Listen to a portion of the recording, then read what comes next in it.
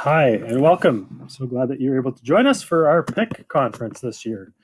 My name's Erik Tether. I am the mathematics consultant for kindergarten to grade 8 for the District School Board of Niagara. And I join you here from my basement. I hope you enjoy our little presentation. Wanted to start you off with a little activity we do sometimes with our students in class. I'll ask you to look at the picture and ask you what you notice and what you wonder from the picture. And I'll give you a little bit of think time.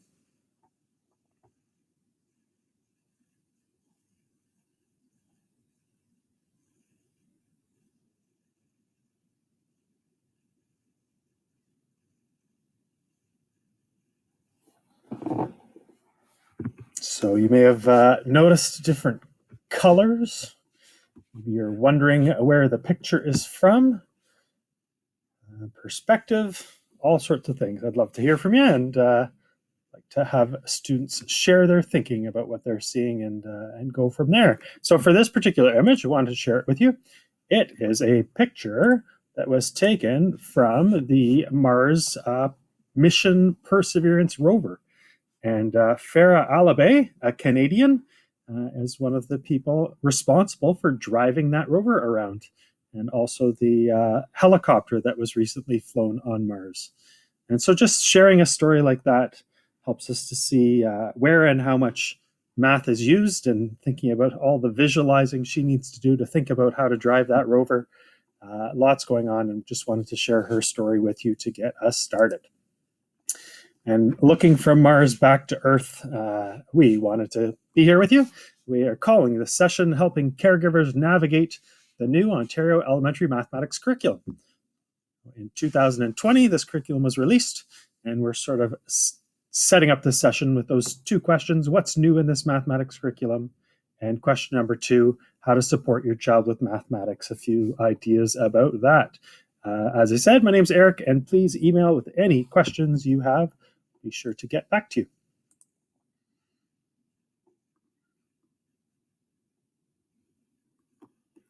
Think about mathematics. We wanted to think about the mathematics we see in our world. Pick some pictures from nature. See all the patterns and spirals and shapes and Fibonacci numbers even. And then how about what mathematics we see in our world that we've created? This particular glazed ceramic design is on the ceiling of the tomb of the poet Hafez in Shiraz, Iran. And we share it with you because it was built in 1452. Think of all the mathematics that the people who made it were using and applying their math thinking to create these beautiful designs. And another math question for you here about what's 2020 minus 2005?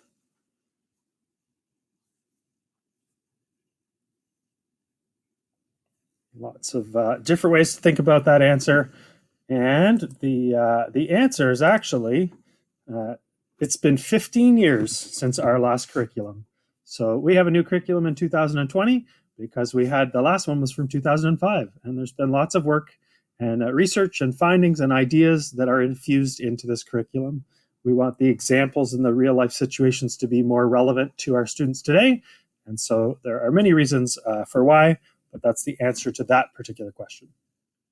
And just before we move in, just wanted to note the image on the front of the 2020 curriculum. To think about all the shapes and designs that the curriculum's telling us that math is. So it's a story, right? A story of visuals, and seeing math as space is one way to think about math. So we just saw this visual recently. Hope it's all right I share it with you. I saw it on Twitter that someone had shared. I'll share it here. So mathematics, I know to myself in school, was presented as that mostly. It was mostly arithmetic. And we wanted to think more of mathematics as many different aspects. And so our curriculum, we'll go into detail about how our curriculum presents different strands, but to view mathematics as more than arithmetic. It's part of it, but it's one part. So this is a visual from the front of our curriculum. I hope it helps you see how it's organized. This is the same chart for our students from grade 1 to 8. So in all grades 1 to 8, our students will learn number, algebra, data, spatial sense, and financial literacy. And if we look at the subsections within it, we can see number sense and operations are the two main sections within number. There's some new headings added there, something like math facts and mental math. We're in the last curriculum, but not as explicit. And so this helps us guide our focus within different substrands. We see in algebra patterns and relations, equations. Inequalities is new to our curriculum. Coding is new to this curriculum, and mathematical modeling is new to this curriculum. And I know this year particularly, I've heard the word modeling, unfortunately, more than I've ever heard before. And so we see how that was in our curriculum in the works. We see how important and relevant that is to our current everyday life. I also see data literacy there's some new sections within here. How important it is to navigate our world and all the data that's presented to us. Probability is still there. Spatial sense it used to be two different strands. It used to be geometry and measurement were separate, and now they've infused those together because geometry and measurement both are connected to spatial aspects.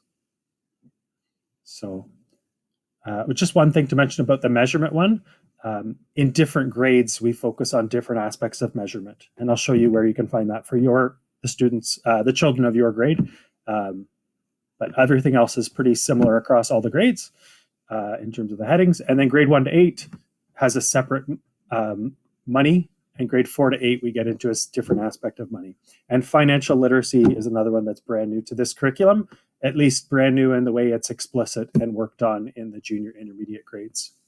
So again, a super quick overview. Obviously, the details of your grade probably mean a lot more, the grade your children are in, but that's one way to look at our math curriculum. And just one other thing to mention about that, we do have one math mark on our report cards now. So you would have received a report card by now, and it only had one math mark. We used to have a math mark for each strand, but we want students to see math as more interconnected, right? Data is related to the space that you see in the data. Data connects to numbers as well. And so they're all interconnected, and we want to focus on that as well.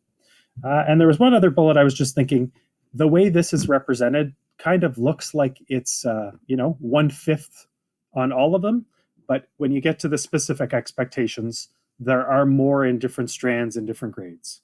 So for example, in primary, financial literacy has only one expectation, but number in primary has more than 10, 15 or so, depending on which grade you're in. So again, hopefully a good overview. This is one way to look at the curriculum, and I just wanted to share this one with you so you could see the overall expectation is the same for all of our students from grade 1 to 8. We all want students to use knowledge of numbers and operations to solve mathematical problems encountered in their everyday lives. What changes is the size of the numbers we expect students to be able to use as the grades go up. So students will add and subtract numbers up to 50 in grade 1, up to 100 in grade 2, up to 1,000, grade 3, 10,000, 100,000, and so on, and then into fractions, integers. And the other thing just to share here too as well is that the verbs that our students experience change across the grades. So students at grade 1, we want them working with numbers up to 50, but they're going to use objects to do that. They're going to use diagrams to do that, and equations, all those to represent. Okay? And you see that represent go across the grades. But again, in grade 7 now, they're using objects again, because integers is a new thing to them. Again, just wanted you to see sort of a vision that the overalls are the same, but the content changes sort of by numbers in this case. I'll share one more like this. I won't spend as long on it. In data, our overall expectation is that students will manage, analyze, and use data to make convincing arguments and informed decisions in various contexts drawn from real life. And if we look across, the verbs are the same across all grades. Students will analyze different sets of data, all the way through. But what changes is the type of data. So in grade 1, we work with concrete graphs and pictographs. In grade 2, they'll work with logic diagrams, line plots, bar graphs. and so on. So it moves up across the grades. And by grade 8, they're using scatter plots and talking about misleading graphs. So one way to look at the curriculum and see development, but it's always the same overall expectation. All right, and there's one other aspect of our curriculum we wanted to highlight with you here. So that chart I'd shared before with the 5 strands, above it is this view of considering how students experience and learn mathematics. I have the chart a little bit bigger here in a different way, but so we want students to be, to the best of their ability, learning about and identifying their emotions, recognizing stress, motivation, perseverance, relationships, awareness, identity, thinking critically, and creativity. Our social emotional learning skills are part of the experience we have when we're learning math.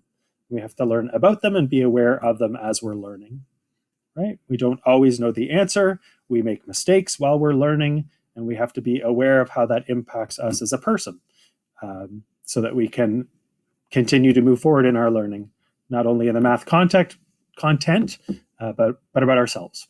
It would also highlight the mathematical processes. We see them as a very big part of the learning experience. Right? Those are the tools we use to make sense of all the different math we're learning. So that's a new strand in this curriculum. We didn't have a strand called social emotional learning and mathematical processes before. Mathematical processes were there, but they weren't their own strand. We have a curriculum context. It's like a front matter that says all the why behind the curriculum. I find it very interesting, but there's certain parts. We just chose one to share with you here. So the vision of this curriculum, we have a vision that success in mathematics has often been viewed as an important indicator of career success. So the goal of our math curriculum is to provide all students with these foundational skills. We want them to understand and the importance of and appreciate the beauty of mathematics, recognize and appreciate multiple mathematical perspectives, make informed decisions and contribute fully to their own lives and to today's competitive global community, adapt to changes and synthesize new ideas, work both independently and collaboratively to creatively approach challenges, communicate effectively, and think critically and creatively, see connections to other disciplines beyond mathematics, such as other STEM disciplines. So we want students to learn the math, but we have these visions and goals outside of the way we're teaching the math, so that students are learning the math, but also learning these other things that they'll take with them into life. So we thought, what better way to share a little bit about the curriculum with you with just a few images from some classrooms. This is one of the new strands this year is coding. Students are expected to write, read, alter codes. And so this is new in our math curriculum. So this is just some pictures from a classroom where students were making codes with square tiles and trying to make paths to go from the beginning to the end. Coding is often thought of as a technology thing that we can do because it helps us with technology.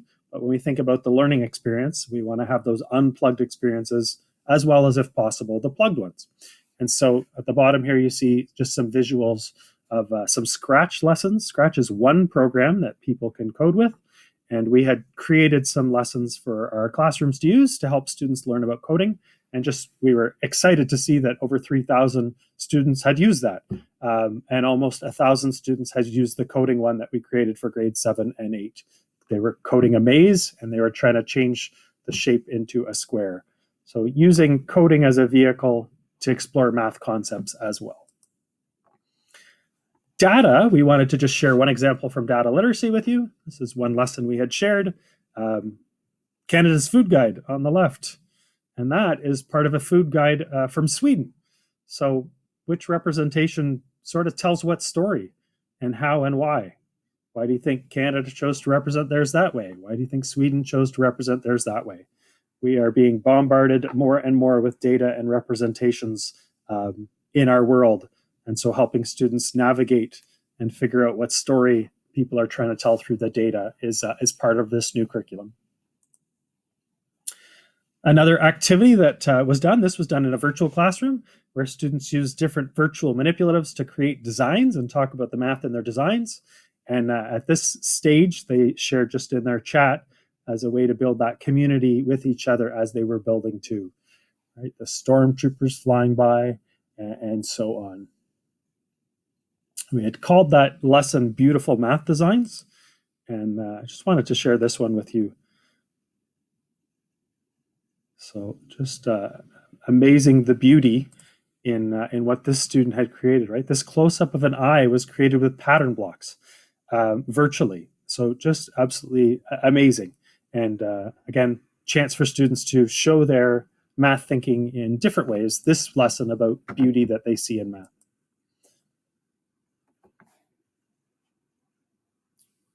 As you may look at the pictures or read through some of that, this was one student sample we got that was shared with us from grade 8 about a lesson we'd created to think about what beauty you see in the world.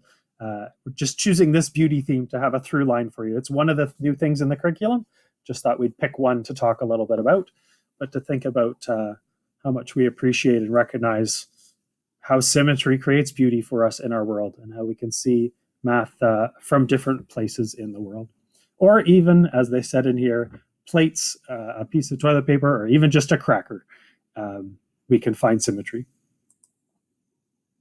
I also thought it'd be important to share with you our math goal. We've had a math goal for a few years, and we changed it this year because of the new curriculum. So to nurture a love of mathematics was something we added.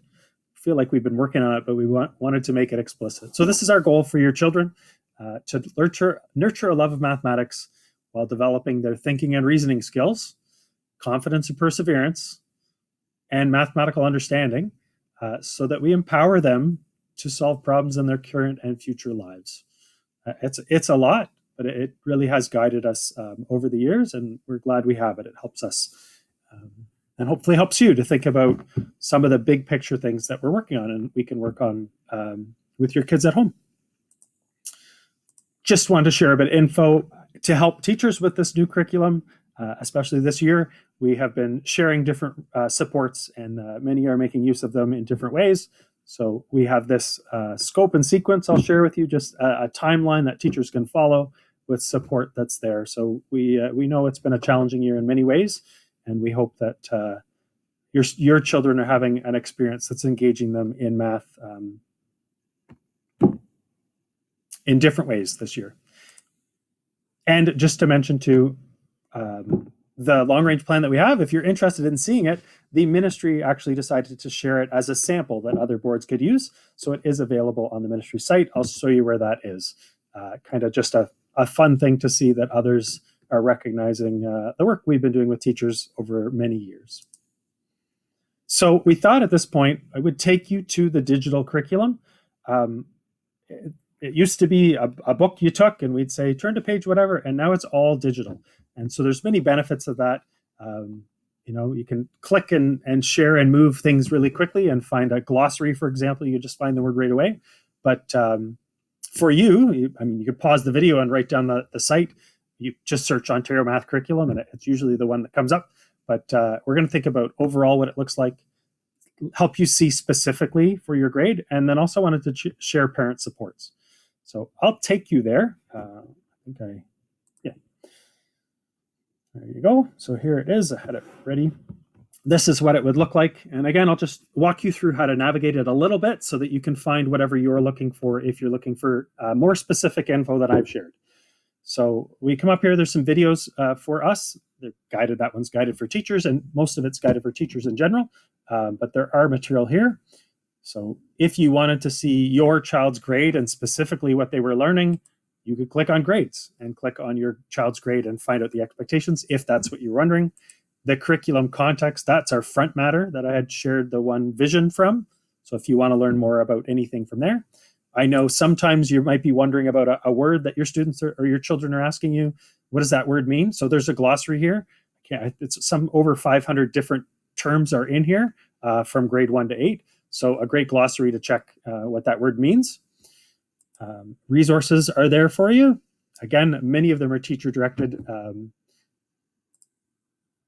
Actually, I should mention that one. If you were familiar with the last curriculum and wanted to think, there's a document here called Key Changes. It just helps you see sort of strand to strand what moved. There's the long range plans where you could find ours. And the view I shared where it had grade 1 to 8 across the chart, those came from in here. You can see what each strand looks like from grade 1 to 8. So again, a whole bunch of stuff, probably, you may or may not be something you're looking for. But what I did want to share with you is if you click on grades, and let's say your child is in grade 4, so you could click on grade 4. You can find the expectations. You can find the strand of reviews, but there's a section for information for parents. Thought you might want to see that one. It opens up to a parent's guide.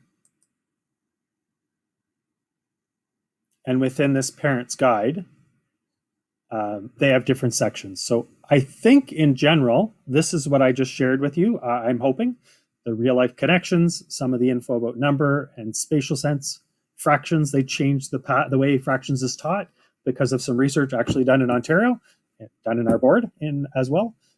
Coding's there, financial literacy is new. So they just give you some info. They highlight the strands for you. You want to go into more detail. And then ideas about supporting your child's learning. Right, just a few ideas. And again, if you wanted to see for your child's grade, so I'd said grade 4. If your child's in grade 4, here are some of the knowledge and skills that your students are expected to learn, and it's divided up by strand for you. So that's a more friendly way to have a look at what your child's learning this year. The other one, the chart, would just give you all the details.